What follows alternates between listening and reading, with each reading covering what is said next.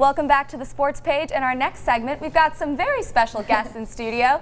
Anji, Shakya, and Stassi, who were just returned from the Swimming Division II Nationals and obviously didn't come back empty-handed. Welcome to the show, guys. Thanks. Thank you. Thanks for having us. Of course. So start us off. Tell us, how was Nationals?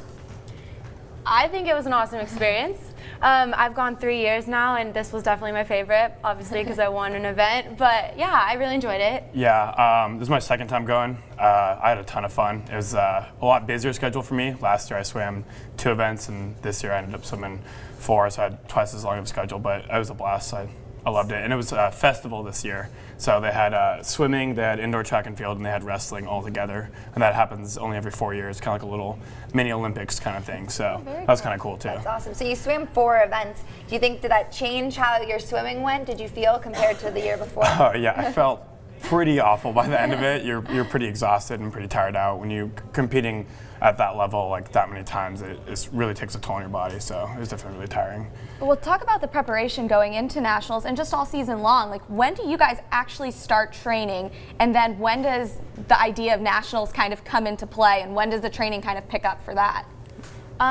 Basically from day one, main goal is Nationals. That's like, let's see, September. Yeah. But you know, swimming is an interesting sport because you never get a break. It's year-round. It's always season. So, you know, Nationals is always in mind. It's the main goal. So we start school like late September, but all the swimmers are on campus early, like 3 to 4 weeks early, just to start training right away. So we're actually there before school even starts, even though our season is technically winter. So, but like she said, you really don't get a break. You're always kind of swimming. So you're already training for next year, or is that, do you get a little break now? We just got back yesterday, so we have a team meeting today. We'll find out what we're supposed to do. Yeah. So the girls finished 3rd overall as a team, the boys 7th. How does that, rank and compared to years past for the program? For girls, it's about consistent with where we've been the past few years. We definitely wanted to, break the barrier and get top 2, but I think 3 is awesome, especially like after the first day of competition, we were in 10th.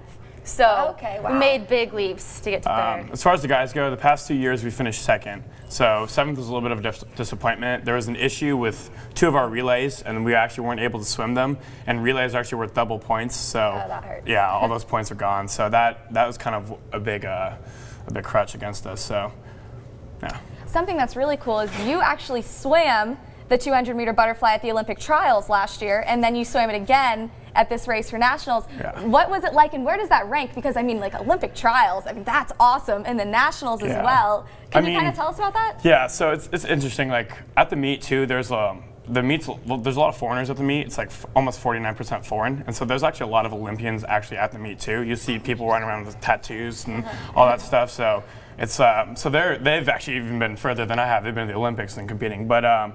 It's a really different atmosphere. Like trials, you're kind of swimming for yourself. You're not really swimming for a team. You're just trying to do the best that you can do, and it's kind of like an individual thing. And then where you come here to NC2As, you're all working together towards one common goal. So it's a really big team aspect to it. So I'd say that's probably the biggest difference in between the 2. Which do you find that you enjoyed more so far? I don't know. Trials it was really unique because, I mean, it happens every 4 years, and the Olympics are a huge thing. So it was a lot of fun. I was there a lot longer. I was there like 12 days.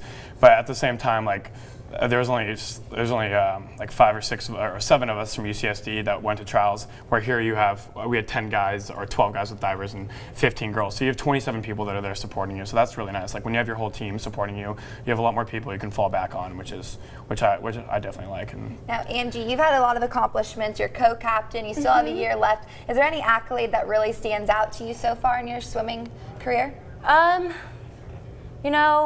Just this year has been like the best year ever, and it's honestly everything I could ask for. So I think just every experience I've had this year is just icing on the cake. Go ahead. Can you touch on any of those experiences?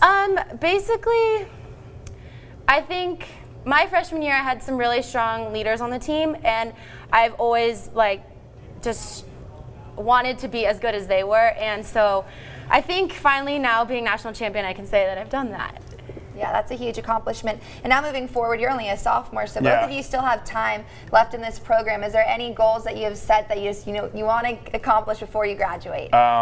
I kind of talked with my coach about it, and World University Games is kind of like what's in the draw in like the big picture. Now that I've kind of gotten a national title under my belt. I mean, last year first we talked about trials, and then now we're talking about national title. So I've gotten those two, and so World University Games would be fun to represent the United States in a foreign competition. I think would be really cool. What about for you? Do you have anything you want to accomplish in your last year? You know, I think just growing as captain would be awesome, because this year I was co-captain with Beth Dong, and it was so awesome, and I think I've learned, and next year I can do something way more amazing for the team. So, I mean, speaking of Beth, you touched on her. I did a story on her a couple weeks back, and amazing inspiration, and just such a positive force to have with you guys, and so much to learn from her, I feel like, as well. So she kind of touched on it a little bit, but I kind of want you to tell everyone, take me through the average day for you guys, because you guys are up at like 6 in the morning, and you practice again. I remember I followed you around. I had to be there at like 5 in the morning, and I didn't leave till like 3. So can you kind of tell everyone what that's like? So we basically wake up at 5. Yeah, I'm up at 5:15. Yeah, we both live off campus, so we got to drive to the pool, and then we work out for 2 hours plus. Yeah, usually get out like 8:20, 8:30. Go to Class. shower class, try to cram in food, and just make it through the day without falling asleep. We have practice again at usually like 1 p.m. and then after that like 1 to 3 usually, and then we'll stretch after, and then you wake up and do it again. Well, it looks like it all paid off. So congratulations again on your national title. Yeah, and thanks so thanks much for for being coming with us. We appreciate it. Thank you. All right, we have to take a quick break, but when we come back, we're talking local college basketball, so stay right here.